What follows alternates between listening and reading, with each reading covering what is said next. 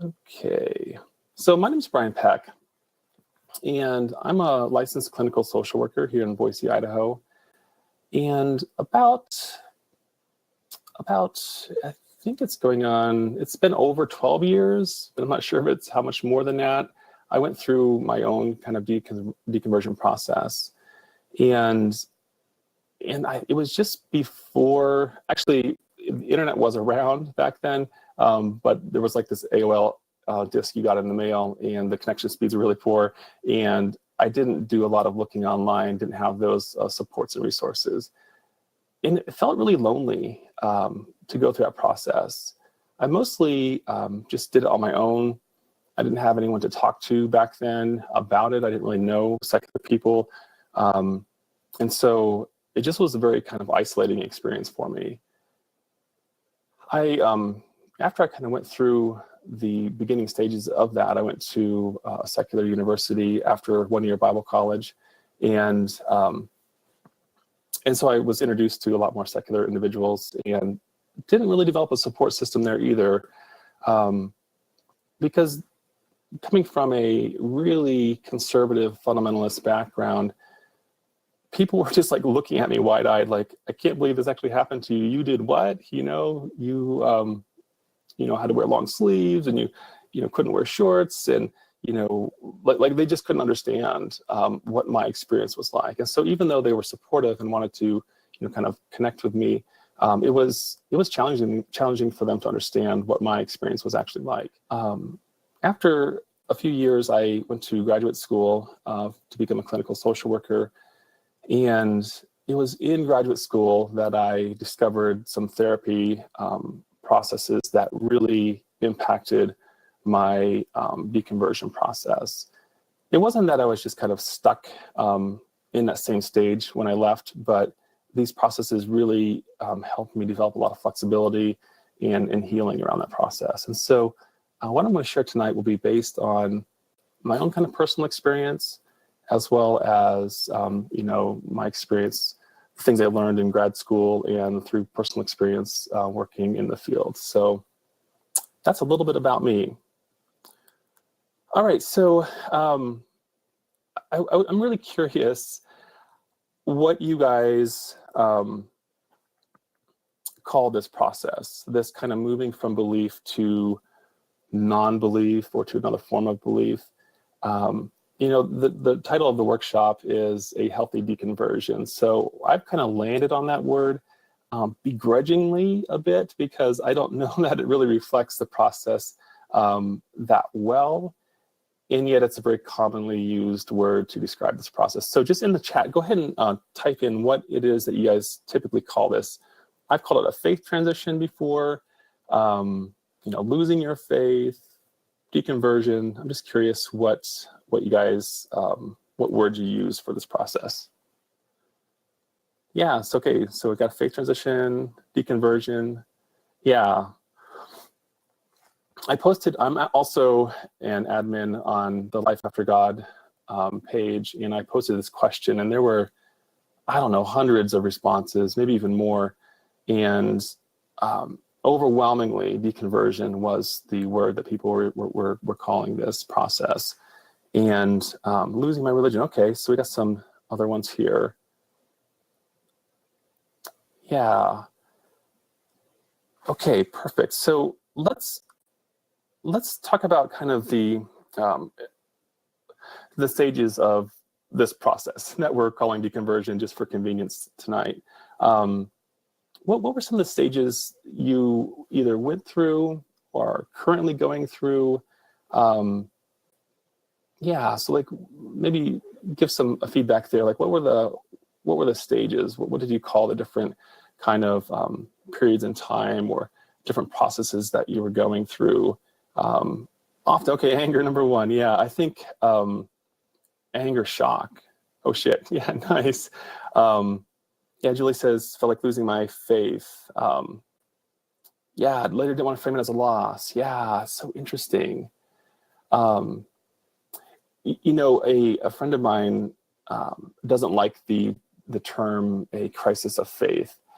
He calls it the church's truth crises. And I thought that's an interesting way of framing that. There is this, language is challenging. But yeah, it is kind of, crisis of truth, Levi's saying. I like that. Doubts. David says doubts.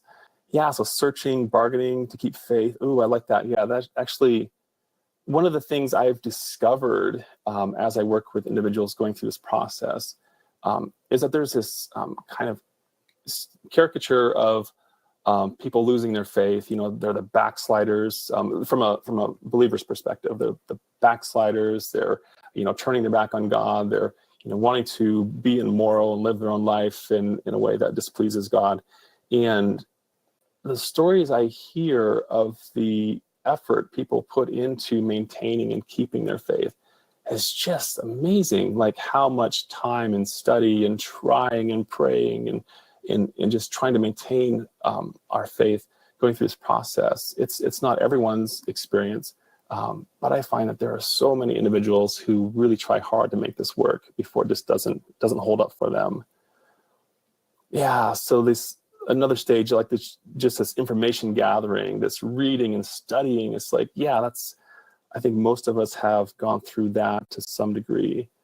The cognitive dissonance, I think that's perfect, Julie. There's this, I have this one belief about God and how he works, this idea of God, this idea of truth, and then I discover that it actually harms people in some cases, or it's not working in a way that's healthy for me personally. And so, there is this dissonance. Like, what do I do with that? How do I resolve that? Do I double down on my belief, and even though I know it's kind of harming others that I care about, or do I, kind of ditch the belief and live in ways that are healthier for me? Okay, perfect. Yeah. So can I ask? I want to ask, what would an unhealthy deconversion look like? And I think it's interesting. So I struggle with the word deconversion because there's this idea of kind of like undoing this thing that was done to you, and so like that, like just the kind of brain processes at play. There's no like eraser in our brain where we can target a belief and just kind of like get rid of it. It's still there. We can relate to it in a different way, and so deconversion as a word or as an idea doesn't set that well with me. I mean, I think it's functional because it's a word that we can use to understand each other. But I think for me, an unhealthy deconversion, would be a deconversion that just doesn't work for the individual. And that could look a lot of different ways. I'm afraid to be myself in public. I'm afraid to express my new way of believing or thinking. And in this kind of really unhealthy way. I'm not saying you have to, share your non-belief with everyone in your life, but it can become unhealthy at times where you just feel restricted and confined to that. Some individuals, when they go through this process, might get stuck in a stage that isn't particularly useful in the long term. Like the anger stage is super useful. It's a really great stage to go through. And I think we can stay there for a while and we can channel that in kind of healthy ways. It can also, it's a powerful emotion. It can end up, not being so healthy for a person potentially. And so I'd say it would certainly just really depend on the situation, but I would be looking at, is this working for the person going through the process? There's stages of grief that are often kind of layered over on top of the deconversion process. I think it works a bit. I don't know that it works altogether. But yeah, have you guys seen this before? Yeah, so yeah, Stephen, like you say, you didn't go through an angry stage. Is it normal to not get angry? It just really depends. This process is so unique to each individual, and it really depends on their learning history, what they've experienced, where they're wanting to go from. Like a lot of times a deconversion can, move you from like a very fundamentalist religious upbringing to a more progressive one, or from a progressive, religion to, a spirituality, spiritual but not religious, or beyond belief altogether. And so I think depending on those factors, you might not find yourself being angry. It's not a requirement for sure. I think a lot of times, even if anger isn't this kind of, thing that's front and center in your process, It can show up in other forms later sometimes, in forms of like, I really missed out on a life that I could have lived. I could have had a different education, different career opportunities. And so there's, some disappointment there.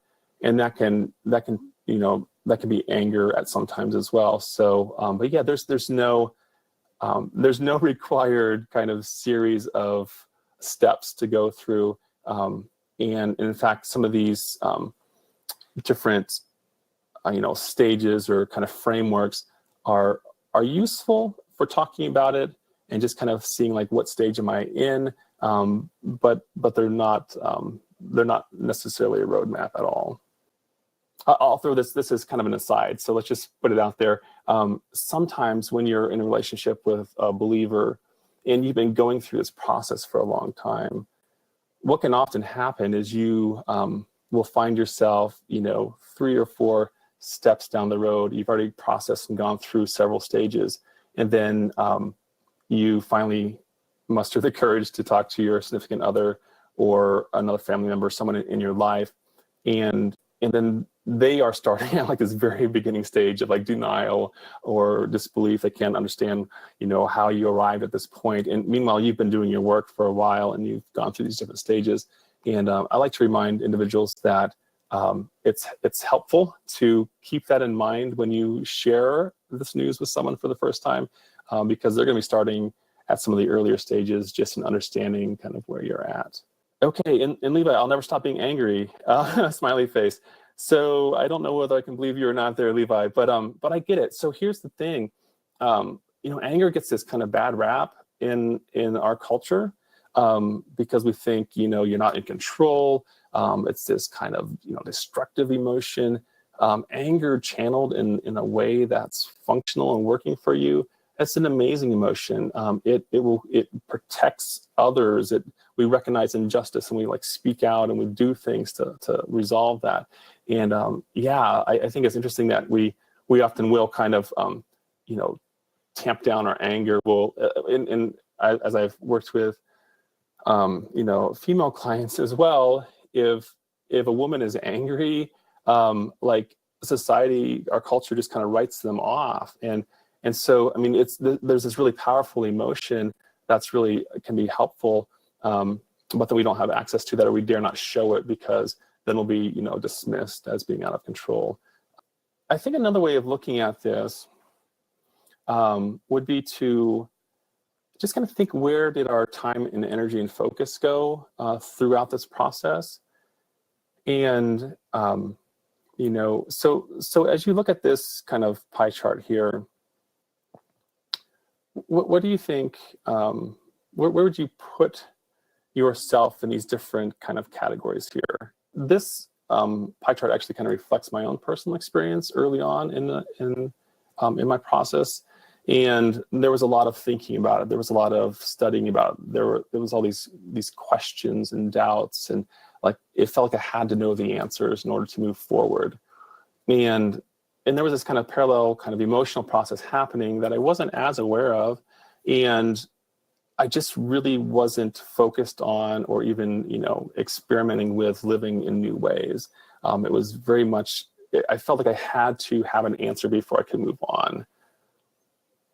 Does anyone relate to that? Like this, it's almost like when you're in a religious kind of setting, you're told that this is the truth. And I'll speak from my own personal experience in a very fundamentalist group. I think it's different for individuals who might be in more progressive sects of Christianity. But so there's like this black and white. It is this way. It has to be this way. This is the only way it can be.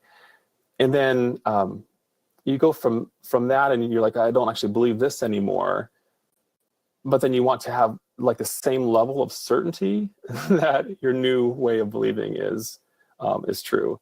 And I think that's where it feels like we get stuck, right? We want to have the same level of certainty, the same level of kind of answers to our questions before we can move forward. Before, like, we've been duped once, we don't want to be duped twice. And so I think we can get stuck there. Okay. Oh yeah, and Julie says, it also feels like I need to let certain key people in my life know before I can move on, and I still haven't done that. Yeah, it's interesting how that does feel like this thing that's holding us back sometimes. I don't want these family members to find out from someone else. I want to be the person to tell them, but I'm not ready to tell them yet. And therefore, it's hard for me to kind of be open about my non-belief. So I'll tell you a personal story, something that happened to me that really kind of woke me up to like this. I had gone through the deconversion process. I met my wife. She wasn't my wife at the time, my girlfriend, just at the tail end of my my religious belief. I was asking a lot of questions. I was already on the way out. And but she saw like the last gasp of my fundamentalism as I was trying to like make it work. So she witnessed that, and then she saw me kind of go through this process and come out on the other side. Several years after that initial process, I was in the social work program, was very active in kind of social justice, very passionate about that's new kind of passion that I had found. And so one day she says to me, "You're no different now than you were when I first met you. Only now you're a fundamentalist about different things." And I realized that I had made this transition. I no longer had these supernatural beliefs, but the way that I was living and being in the world was very, I was using some of the same kind of strategies, the same kind of approaches. So I realized that just not believing the same beliefs wasn't enough for me. I still kind of felt stuck. And so this was in grad school as well, when I was kind of becoming aware of new ways of thinking and being. So I was introduced to a therapy model called acceptance and commitment therapy, or ACT. And these are kind of the 6 core processes of inflexibility. And so I've used these processes in my own kind of experience, and I've been adapting them to this deconversion process in the work that I do as well. So the first one, there's this, there's getting stuck in the past or in the future, where we're not living in the present moment. And oftentimes it's kind of, regret about the past, or I can't believe I used to believe that, or there's this worries about the future. And so that's not particularly an adaptive or healthy way to be in most cases. The second one, cognitive fusion, is it's a concept where we become kind of attached or fused to a thought or an idea or a belief. And as a believer, I would say I'm a Christian, and there was like kind of no separation between Brian the human and Brian the Christian. It was like there was no distinction between that. And so we can get stuck and attached to these beliefs as a believer, but then we can also become kind of fused to them as a non-believer, kind of pushing them away or struggling with them. We'll have a chance to talk about this persistent or latent kind of religious thoughts that continue to show up. Often, people, this fear of hell will stick around for a while. And sometimes we can kind of interact with those thoughts and beliefs in a way that we also become kind of fused or stuck to them, even though we're trying to push them away, if that makes sense.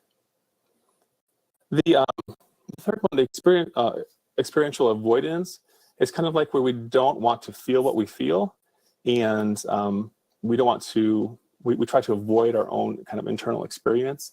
And so we do lots of different things to avoid that. And that doesn't tend to lead to a kind of healthy and connected life as well.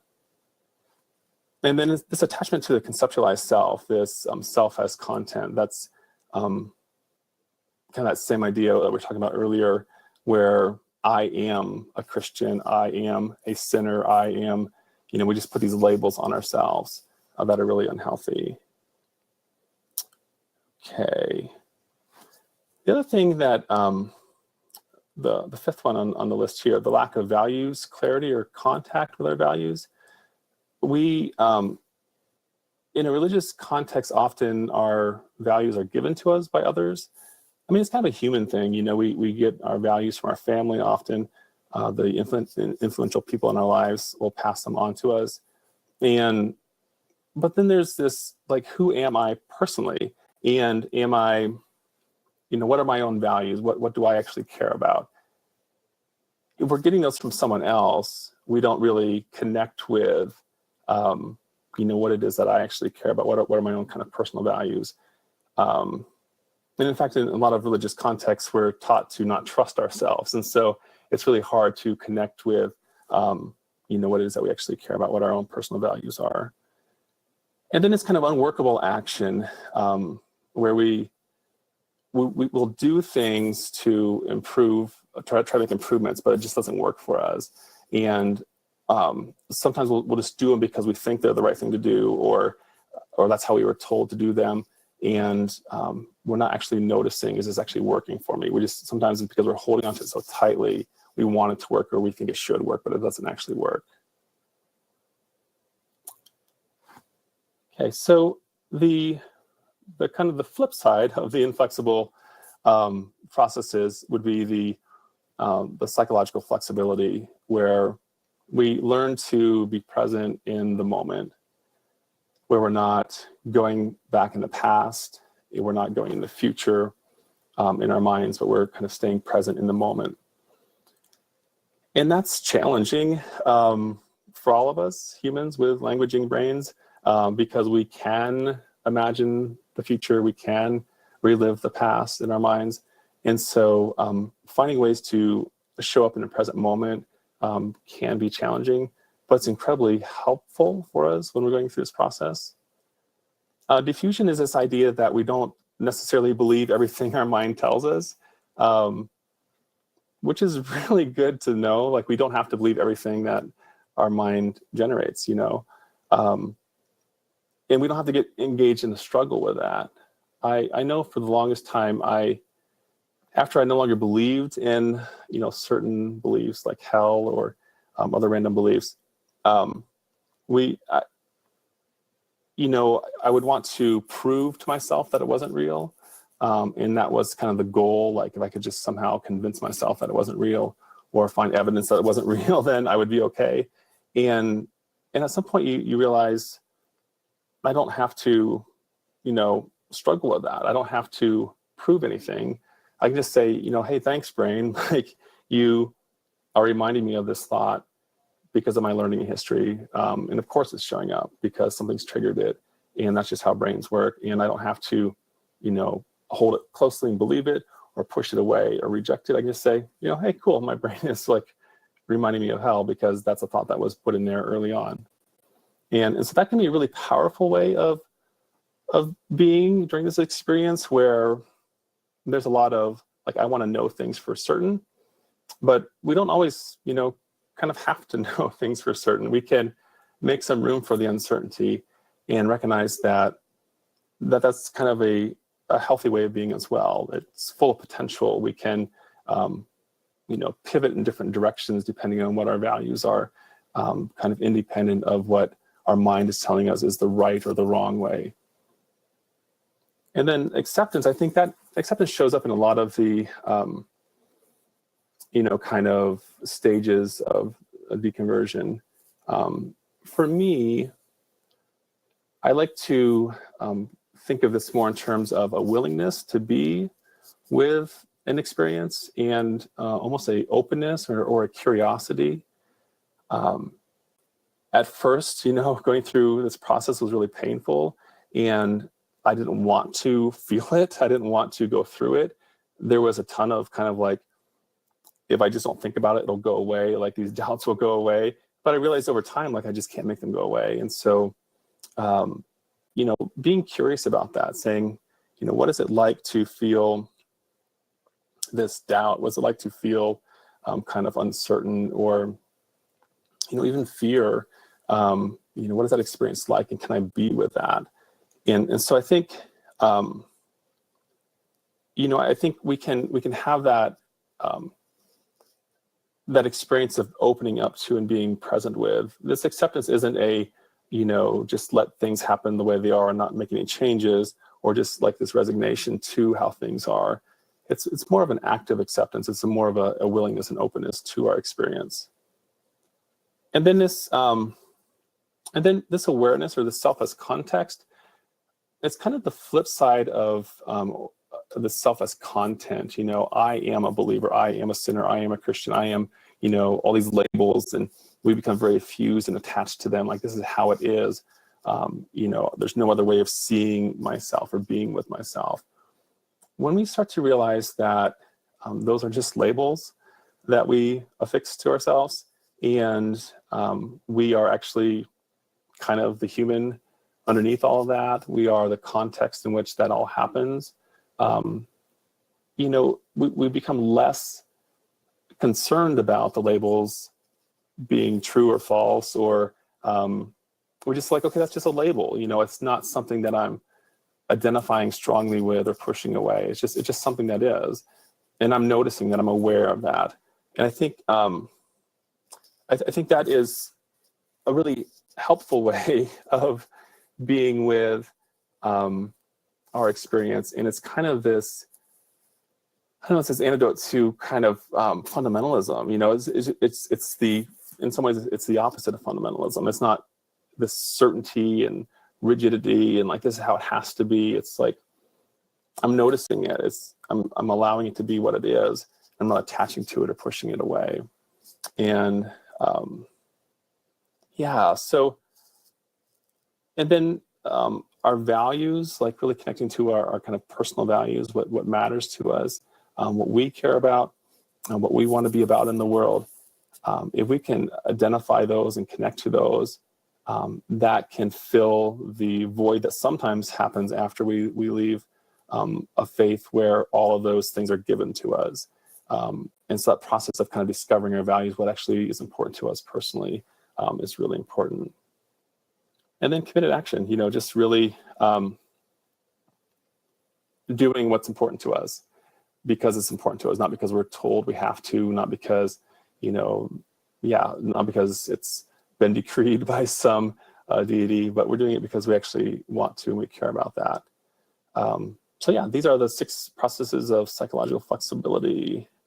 So what if we brought some flexibility to the party? What if we, during this whole process, no matter how we kind of frame it, these different stages, what if we were more open to our experience? What if we were less kind of concerned about whether something is capital T true or absolutely true, but we were noticing our experience as it unfolded, and we kind of cultivated this ability to be with uncertainty.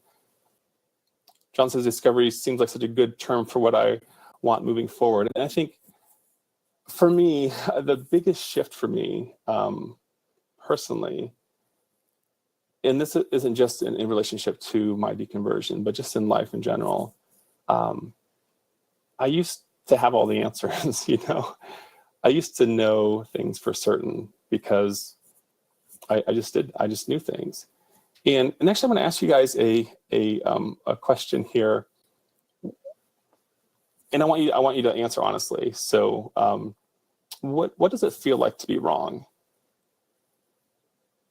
I think if we go through this process, this deconversion process, we arrive at some point at what does it feel like to be wrong? And so, like, you just go ahead and fire off like what it is that shows up for you. Yeah, humiliating, painful, frustrating. For me, it's embarrassing. Yeah, there you are, just embarrassing. It's hard to admit, duped. Yeah, there's all these kind of like really uncomfortable feelings. And so I don't want you guys to experience being duped again, but actually that's not true. I asked the question, what does it feel like to be wrong? And the reality is it feels exactly like being right. It feels great. It feels like everything is perfect, everything is normal, like I know everything.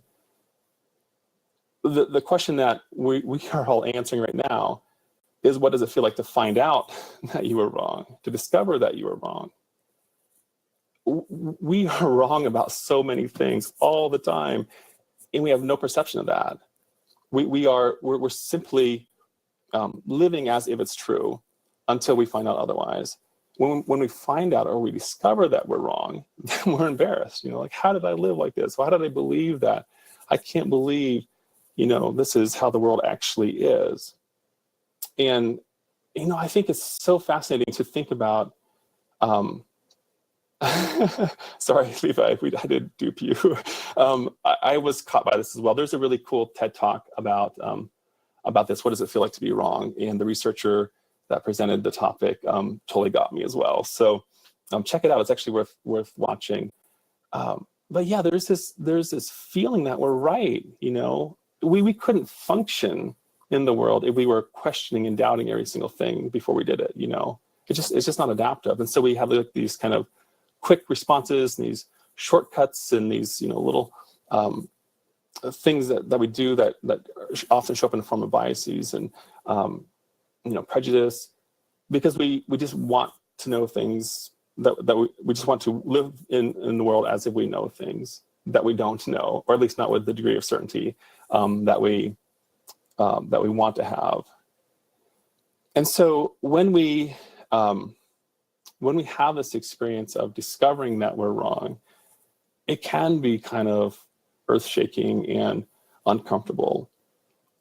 For me, John, when you mentioned like discovery feels like a really great word for moving forward. For me, it really does feel like curiosity and openness, and how can I learn new things without really holding tightly to anything that I do kind of discover. Because I know that I've been wrong so many times in my life already, that to hold tightly to something is just going to set myself up for being wrong again, and having that experience again. It's not that I'm averse to that experience of discomfort, because I think it's quite delightful actually to find out that you're wrong, because then you can correct course. And I didn't learn that skill as a believer. I was told like, things for sure. That's how it is. There's just no other way around it.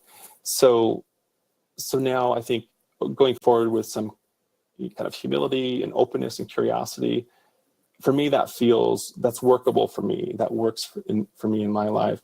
And I think it allows us to, even relate to believers in ways that might be even helpful for them, when they are very dogmatic about a certain point. You go, that's really interesting. Like, I'm really curious about that. Like, how does that actually work in the world? When you say this is true in this way, and it's always true in every context, I go like, wow, I just wonder what that's like in a different context.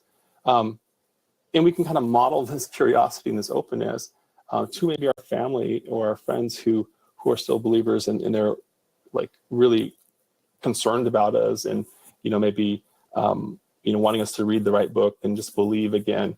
We can say, well, I want to be open and curious. That's kind of my new thing right now. So, yeah, John, it's like not having to be right is so freeing, losing the need for certainty. So I personally have discovered that I kind of like uncertainty. And I guess that's not entirely true either, because it's just really, it's difficult to be with uncertainty. And our brain wants to know things. I think we evolved to, like I said, to just kind of believe something is true, whether it's true or not, because it's adaptive, as opposed to, being in this kind of in-between space all the time, not really knowing for sure. Like in some ways we might never act if we were kind of like uncertain all the time about everything. But it can be really freeing to, when you notice that you start to kind of really buy into something like this, it has to be true. You go like, oh, like maybe it's not true, and maybe that's okay too. And not kind of getting stuck in that certainty. Yeah. Okay, so Jesse, I have an addiction now to finding other things that are wrong, not necessarily finding what is true. I love that. Okay, so yeah, that's interesting. So that's almost kind of looking for the uncertainty in what people are claiming is certain, right? There's, as opposed to like, I need to be right, or I need to, have the truth, or I need to be absolutely certain. You're actually, it sounds like what you're saying is you're looking for what people perceive to be true in this absolute sense, but then you're saying, hey, like, actually, is it actually what you say it is? So, yeah. Yeah, it's wonderful to be okay with not knowing once you get used to it. It took me a while. Like, Linda, I totally get that. I think that's where I was at when my wife made that comment to me. I knew it was mostly political stuff at the time.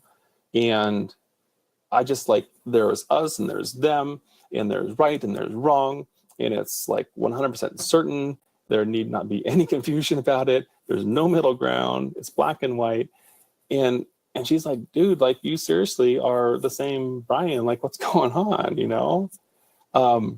And so that was a huge wake-up call for me. And that's when I realized that a lot of times on the other side of a deconversion, we want to fall back into those same kind of patterns, and that needing certainty and wanting answers in this kind of absolute sense certainly is a challenge. Yeah, so and sometimes we get stuck in relationship to the thing we no longer believe or find valuable. And what I mean by that is I no longer believe some of the doctrines I was taught as a kid, right? And if I start to live my life in relationship to them, in this kind of opposing them or trying to prove them wrong, or pushing them away, insisting that they're wrong, then I can get kind of tethered to that thought. I can get stuck there. It's kind of like trying to not think of a jelly-filled donut. There's this, I don't want to have this belief or this thought show up, and so I try to do something else with that to make it go away. And I think, kind of back to this point of the reason I'm uncomfortable with the word deconversion, even though I'm like wholeheartedly embracing it for purposes of, talking about this process. There's this idea that we can just choose to not believe something, or we can make a thought go away, or we can erase that or change that, and we can just like make it go away. If we try to make it go away, we're going to become even more stuck to it, right? It'll show up even more. And if we say, okay, this is just a thought that's there because it was inputted at some point, I learned it as part of my learning history, it's part of my experience, and I don't have to make it go away. I can just let it be. I can say, okay, that's just a thought I'm having. I'm not actively engaged in trying to prove it wrong or make it go away. Because so what if it's right or it's wrong? It's like, I want to be able to live my life in a way that matters to me. And if I like find the ultimate proof that something is not true, like, I don't know, is that going to change my life? Is it going to change how I live and interact in the world? And I think that I think we have this idea that if we can prove something wrong, then it kind of goes away or changes it, and I don't see that actually happening either oftentimes. So let me see, let's check out some comments here. So I'm stuck. Katie says, I'm stuck trying to respect how my in-laws feel while trying to protect my children from being being converted. Yeah, okay, so here you are. So what do you do in this case, where you don't want to be confrontational with your in-laws because maybe you're already aware of the backfire effect, and what purpose does it serve to convince them that their beliefs are wrong? And yet you're also concerned about, like, I don't want my children to be converted by them because I see how it's not healthy or helpful for them. And And so like, how do you handle that? I think it is a very difficult and challenging situation to be in. I think if you were to model, if you were to approach that and say, I need to teach my kids that what grandma and grandpa believe is wrong, right? Then you're saying, okay, let's just do this kind of, struggle between beliefs, and, may the best beliefs win. And, your kids will discover logic and reason and critical thinking, and, they'll win because they can prove, or they'll know for themselves that grandma and grandpa are wrong. You could do that. I'm not sure, how that would function for you or your kids. You could also say, let's be open and curious and say, like, I wonder why grandma and grandpa believe what they believe, or I wonder how that works for them. What's the function of praying? I just want to feel like I know something that I don't know. It makes me feel good. It's comforting to me. Do I have to believe that there's some supernatural thing happening when I'm praying? And so if you were to teach that kind of openness and curiosity, and approach the situation with your children, model that, I think there's a good chance that certainty won't take root. I think it's so easy for me to be certain about things now because I grew up like believing this is true. It has to be true. It is always true. And so like, I didn't ask questions. I mean, I'm embarrassed to say it now, right? That's a feeling of finding out that you're wrong. It's like, I just didn't ask questions. I mean, until I did. But early on, I was like, yeah, that's just true. It's just how it is. And so if you were to, kind of instill that or teach that, model that of like, we just ask questions. We're curious about everything. We're not certain about anything, but we're curious about everything. I think that maybe would prevent some of the kind of conflicts that could happen, that kind of my beliefs against your beliefs, or you're right and you're wrong and I'm right. It could just be like, wow, like I don't fall on anyone's side with that degree of certainty. So I'm not interested in, your beliefs if I have to buy it 100% in order to belong to your group. Yeah. And so, Christine, atheists can be just as religious and dogmatic about convictions. And, I think, I totally get that. And for me, that is, and I think it's kind of a human thing, this kind of jonesing for certainty, like really needing to know and feel like things absolutely. But I think especially for post-fundamentalists like myself, where we have all the kind of tools we need to be super dogmatic, we grew up with it. We know how to do this really well. And so then to, have a different worldview, different beliefs about how the world works, and then just, kind of hold onto them tightly in the same kind of rigid way, I think we certainly can end up in a very similar place, being very dogmatic as an atheist or a non-believer, or as a progressive, or whatever label you want to put on that. It's a function of the unworkable kind of rigidity and fundamentalism. So perfect. This is really great. Really great comments here. I wish I could read them all. Like, you guys are having some amazing conversation. I'm like, oh, I'm distracted. I want to jump in here. So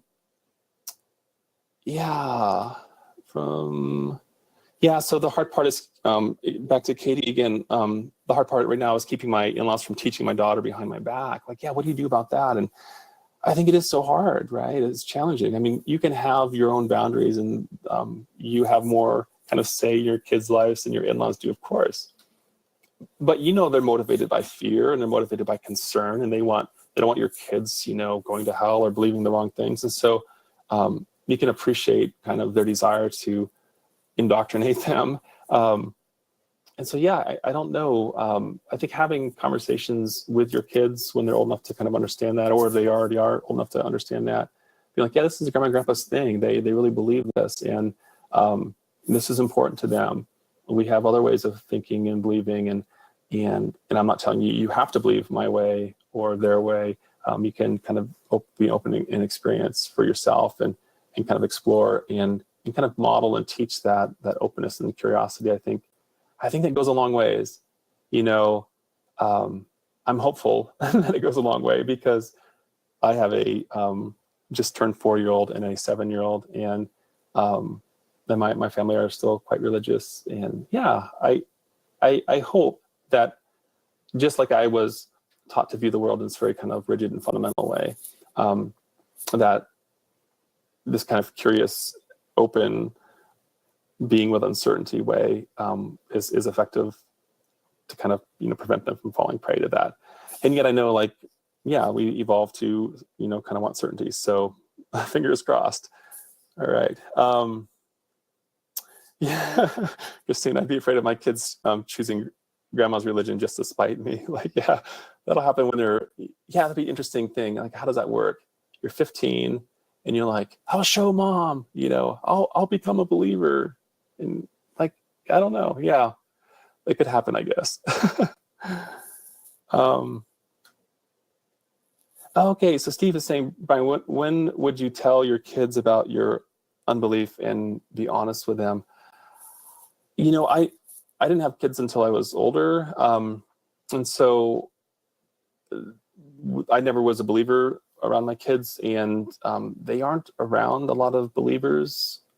So my 7-year-old will talk about God sometimes in church because his friends are talking about that. And so we've had those conversations. So I just try to be as honest as I can, modeling that kind of uncertainty, that openness and curiosity. Like, yeah, it's really interesting that we have these different beliefs, and there's these stories that we tell ourselves, and they could be useful for things that are kind of separate from them being literally true. We can tell stories because they make us think about the world differently, not because they represent reality in this way. And so, yeah, I think, I don't know. I mean, I honestly think I would still love my kids if they were, turned out to be a fundamentalist. And I mean, not turned out to be, but if they decided to be, or went down that path, I would still love them. And so I don't know. I guess I think modeling that curiosity and openness is a way to, to have those conversations where you're like, I don't know. Like, my oldest was talking about like what happens when we die, and he's like, like we become, we get recycled, and then we get to be the raw product for something new to be. And I was like, that's really cool. Like, that's kind of what happens as far as we know. And he came up with that on his own.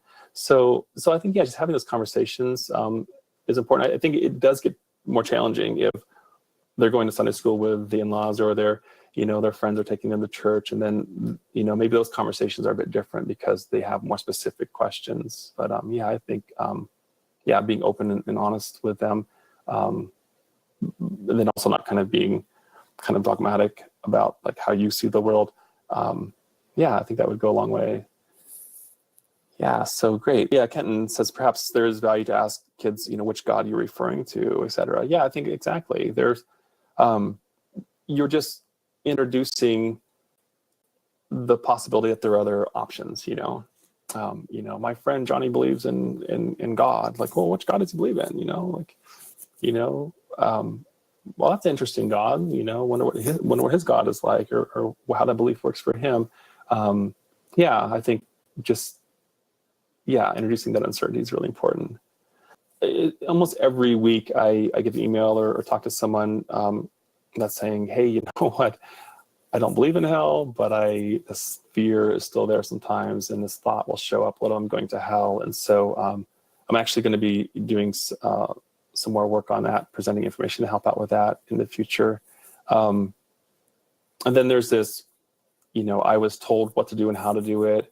And now, like, can I trust myself? That a lot of the comments from people when they signed up for this workshop, they were saying, hey, how can I trust myself now? Because I grew up believing that I shouldn't trust myself. I find it hard to stop thinking about my unbelief constantly. How to let go of the constant obsession. Yeah. Steve, would you be willing to share a bit more, like what it is you're referring to by, thinking about your unbelief constantly? Like how does that, like what thoughts are there, or what is that like for you? So Steve listens to a lot of podcasts and audiobooks. So yeah, okay. So there's like this consuming tons of information around this area. Is that what we're kind of talking about? What do we do when I'm constantly thinking about my non-belief, or I'm constantly looking for resources or information that will, I don't know, I guess I'll ask the question, is this to kind of feel comfortable with where you've landed? Is this I want to consume this information and learn all this stuff about this new way of being so that I feel kind of settled in this new way of believing? Is that important? Okay, yeah, it's a possibility. So, so I think, there is this stage that all of us go through, or typically we go through, where we really want to listen to the debates and read the books and find the evidence, and there is a certain amount of that process that really is focused on I want to feel comfortable believing what I believe now. I don't want to be duped again. I don't want to have that experience of not knowing again, or believing something and finding out later that it's wrong. And so we want to know for sure. And I guess I don't know that it's possible to know for sure. I think that's something I gave up when I no longer was a believer, is I gave up on this idea of knowing things for sure. And it was scary and liberating. It was terrifying and exciting. And so I don't know that that's available to me now, like this, I need to know for sure. And so how many debates do I need to listen to in order to feel comfortable where I'm at? How much information do I need to know about any given belief to decide for myself, is this true or not true? In an absolute sense, like this is for sure true, and I believe it 100%. At some point, if we can never reach that 100%, certainty, there's a certain level of certainty just to be able to function. I want to know things well enough that I can kind of move through the world without, constantly questioning everything. But I think sometimes, I don't know. So I guess I would be looking at the function. Of the behavior, the function of like, why am I listening to all these audiobooks and podcasts and stuff? Is it because I'm, personally fascinated by the topic and I really enjoy learning, and this is, enriching to me in ways that I find valuable? Then I would say, well, that seems perfectly like great, that's working for you.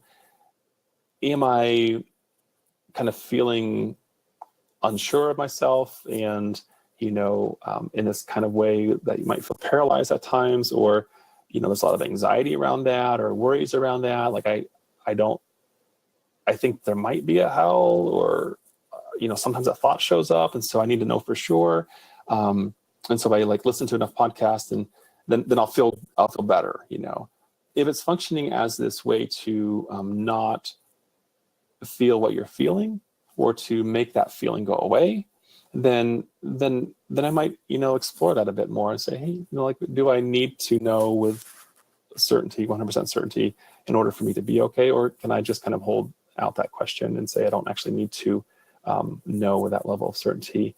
And maybe now that I am not kind of engaged in that struggle with that thought, or with those beliefs, or with knowing for sure, then maybe that opens up the possibility that, you actually value other things in life that you didn't have time or energy for before. So, yeah, so I think this kind of opening up and letting go of that struggle can be really helpful. And I think it really does depend on how it's functioning. If it feels like it's a struggle, like you're trying to, achieve something by this that doesn't really work or doesn't really support your personal values, then I'd say, maybe try going for a week listening to, something completely unrelated, and just notice what that feels like and what that experience is like. Does that feel more connected to who you are and what matters to you? Or, you start to notice there's a lot more worries there, or this thought is constantly showing up, like, is this okay for me to be a non-believer, or do I need to prove to myself? And so, so I think, that's how I would approach that. I'm just going back through the comments here to see. It's hard for me to read and talk at the same time. So,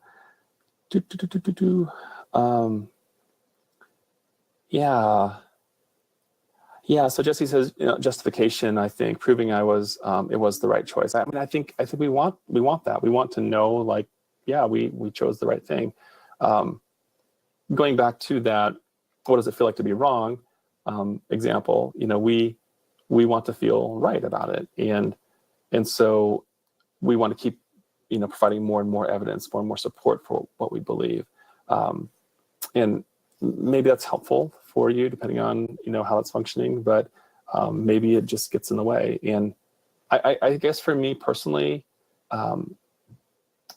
you can kind of no longer believe something, but live in a relationship to it in this way that you do get very stuck and very tethered to that. So if that's happening, maybe just do an experiment and try something different and just see what your brain does with that. Like, what does that feel like? If you just say, you know what, I've just decided I'm going to live my life and I'm not going to, read these books or listen to these podcasts anymore, because it's not serving me in the way that I want to live my life. And just see what happens. So I would definitely open up to that. Katie is saying, I think I'm addicted to the anger. It gives to hear them talk about things that to me are harmful to others. I agree. We can feel this outrage, like this isn't true. This isn't right. This is hurting people, And now that I'm exposed to that and hearing that, I really want to do something about that. I want to change it, make it go away, stop it in some way. And there can be value in that. I would maybe notice that experience, and is there room to move, and can you actually take actions in ways that feel okay to you, or are you just stuck being mad, being angry at, and it doesn't have this kind of positive direction or any direction really, just these believers, here they are, they're doing this thing again, and it's harming kids, and I can't believe they're doing that, and this is wrong, and here's all the reasons why it's wrong, and we could get very stuck there, right? I mean, it would feel like, well, I'm right and they're wrong, but is that useful or helpful for you personally, and or actually making a change in the world so that maybe those religious beliefs aren't as pervasive? So I guess it would really depend. I'm not here to say this is what anyone else should value or what their life should be about, because I'm not interested in offering my opinions about how other people should live their life. Of course, if people are causing harm, then I'm very interested and I want to do something about that. I think just being outraged for the sake of being outraged can be kind of self-rewarding, and you can do that. And if you recognize that's what I'm doing, I do that sometimes. I'll listen to a podcast where there's a debate or something, this feels great, I'm right, and I get this little endorphin hit. I'm like, yay, I'm super, I'm on the right side of this, and I can't believe they're believe what they believe. But in the end, that's not really changing minds. Maybe some, I'm not saying there's no value in that, because I think there is value in those debates and conversations. For me, I know that the kind of personal connections I have with believers and the conversations that we have where we kind of look at the edges of their belief and ask questions, and there's some more kind of openness around asking questions. They don't feel threatened by me. I think that can be useful. You can have meaningful conversations, and people can change their mind. We typically don't change our mind when our ideas are under attack. So I guess, I don't know. It would come to me, for me, it would come back to how is that functioning for you, and just really kind of noticing that. Scrolling up here. Oh yeah, knowing purity culture is flawed and personally overcoming it, scrolling again, is a whole other matter. Every man likely has an STD, and if we're not married, he'll just want to be using me for my body. I avoid dating because I just can't go from wait until marriage to hookup culture, third date rule. Yeah, okay. So going from this kind of very rigid way of seeing relationships and seeing your own sexuality maybe, and then like shifting to something that's less kind of rigid and that is challenging for sure. So what do you do with that? If we were to think, I was taught that this is how it is. I mean, I grew up in a purity culture as well, kind of from the man side of things, and so I understand my own personal experience with that, and I know that it is so much more difficult for women in that culture. Yeah, so how do you make that shift where those beliefs are still there? Like that shame is still there, potentially that guilt is still there. You're engaging in behaviors that maybe now you find completely okay, and maybe you are at this cognitive level like really okay. Like I'm happy to explore new ways of being human, and I'm not as restrictive as I once was with how I am human in the world. And yet, like, even if you at this cognitive level kind of believe that and are okay with that, like your brain doesn't know. Your brain is like, no, danger, danger. I grew up, feeling tons of guilt around doing certain things sexually, right? So I just can't turn it off. You don't get to just turn that switch off, right? So then how can you be with your own experience in a way that is open and curious and allowing your brain to be kind of unhelpful with its, emotions that are showing up without a warning and thoughts that are showing up unannounced, and like, how can you be with that in a way that's healthy for you? For me, I know I spent a lot of time trying to prove that no, those old ways were wrong, and I made some progress, I guess. Well, this is wrong, and I really did realize, but I still feel like guilty, or I still feel fear.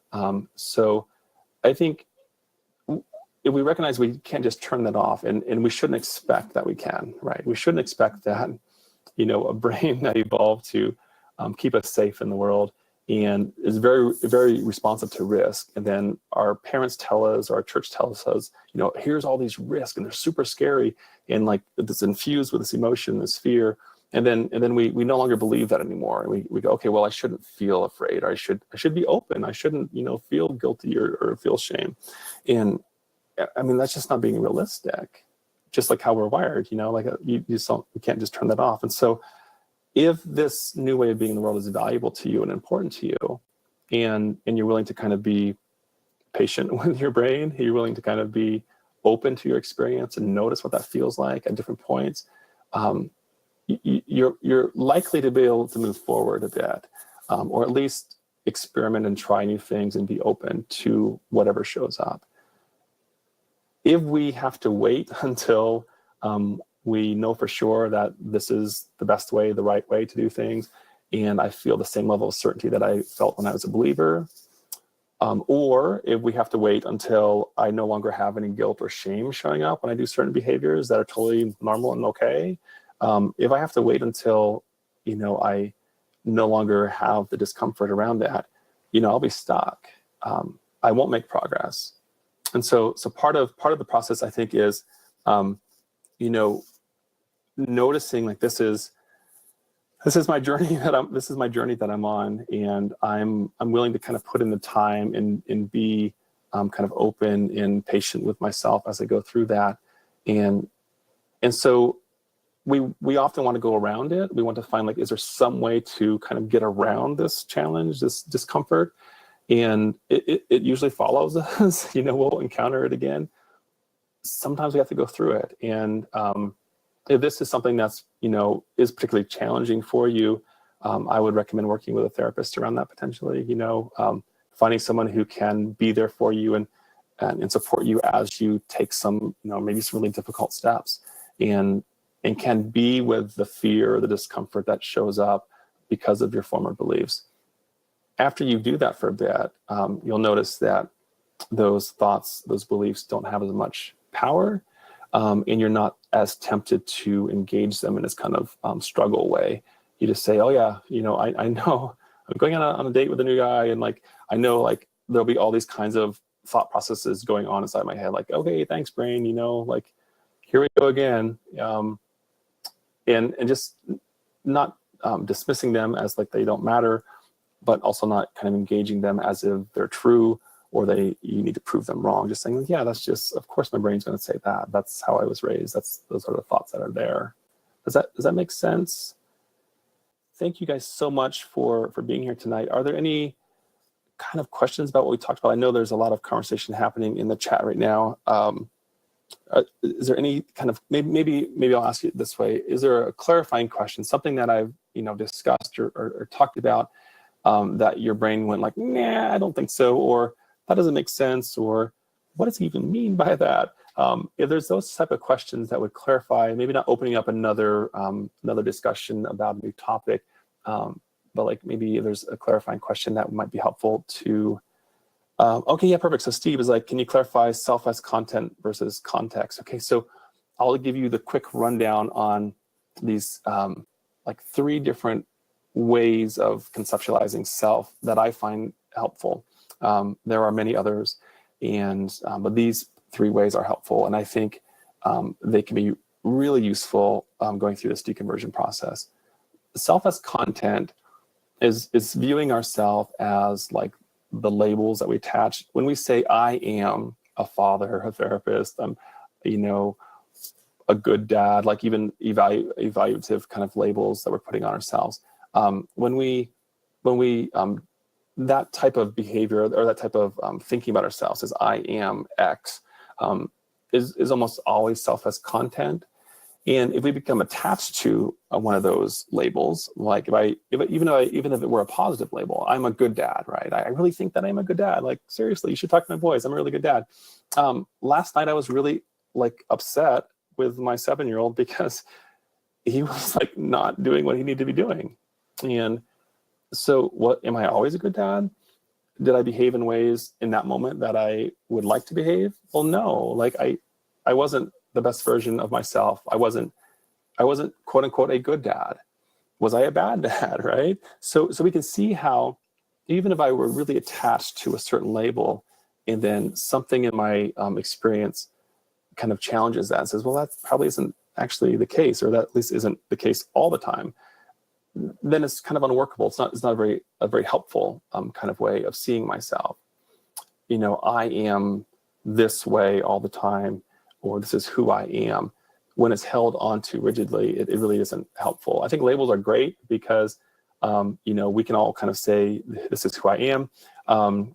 And we can get an idea, right, about who this person is. I'm a dog person, I'm a cat person. Like, okay, now we put you in 2 categories. So now we know what we think about you based on these labels, right? So they're useful, but not when we hold on to them tightly. So that's self as content. Then there's this self as process, and we didn't really talk about that yet tonight, so I'll just briefly describe that. I'm not the same Brian that I was, I think 7 years our cells regenerate, but a lot of our cells regenerate a lot more frequently than that. So I'm really just not even the same physical creature that I was, a few years ago. And yet it feels like I'm the same person, right? And my beliefs change, and I get new information. I relate to my experience in new ways, and it's always changing, right? At the beginning of this workshop, I was nervous, like maybe you noticed. I was embarrassed at one point. I had to leave and to come back, like, what's going on? Like, this can't be happening. I'm like, well, I need to go or else it won't be good. So yeah, like there, even during this workshop, like things have changed, right? We have new ways of thinking about things potentially. And so if I notice that I am who I am as a person is this ongoing process of change. Now I don't have to hold tightly to I'm a sinner, I'm a believer, I'm a good dad, I'm a bad dad, I'm a therapist. Like, I can allow myself to be aware of this process of change happening. And that would be kind of self as process. That's incredibly useful concept when we're doing a transition like a deconversion. If like I was this way and now I'm another way, and like it, not noticing that as a process of change, and that it could change later, and being open to that, if we're holding on to any of those identities tightly, it can be kind of unworkable for us. So self as process is this ongoing process of change. That's who I am, which feels very, uncertain and unsure, but also kind of useful because there's tons of potential now. If I'm an ongoing process of change, the next moment I can kind of shift and move in a different direction. I'm not kind of stuck to a certain way of being. Self as context is this idea of I am the context in which this process of change is happening. Like I'm the vessel where this is going on, like this process is playing out and I'm aware of it. I'm noticing it. Without getting into the quote unquote hard question of consciousness, this self as context is kind of just the awareness. I'm not the same physical person I was 10, 15, 20 years ago. I don't have the same interest. Things I care about are quite different. And yet in each of those moments in time, there was this awareness of me experiencing it as it was happening. And I don't think there's anything supernatural about that. This self as context could be referred to as a soul or as like some mystical thing. For me, it's very pragmatic about it. It's like I'm aware of my experience as it unfolds, and that awareness is kind of the self as context. So does that help make sense? Yeah. Okay. So guys. So here's what I want to tell you. I'm going to go to the last slide. You learn more about the Healthy Deconversion project that I'm working on. Just all these resources around this experience, and I will.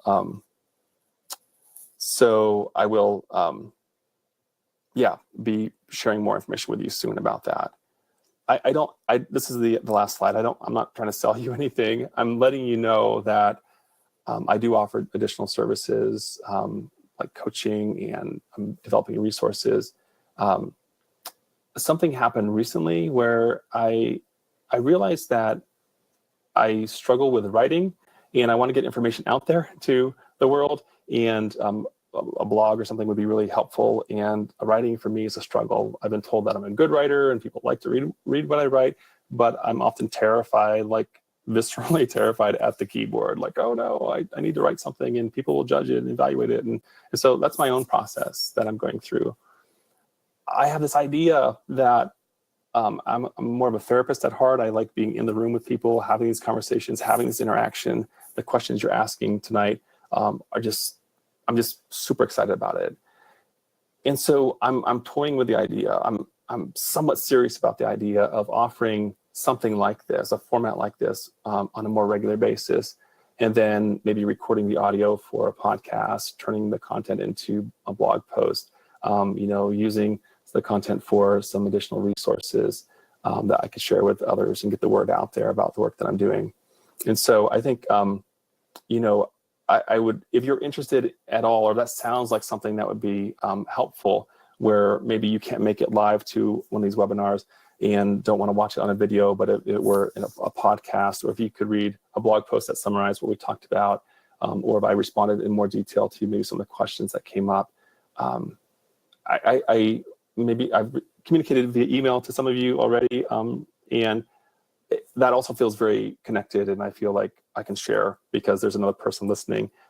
There's just something about the blank page that is challenging to me from my own kind of learning history with writing. So yeah, if you're interested in following what I'm doing, please stay on my email list. I'll invite you to do that if you'd like, and follow me around social media if you'd like as well.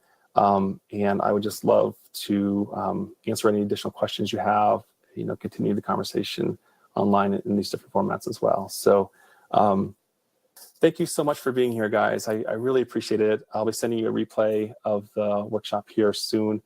Thanks for being patient with this technology.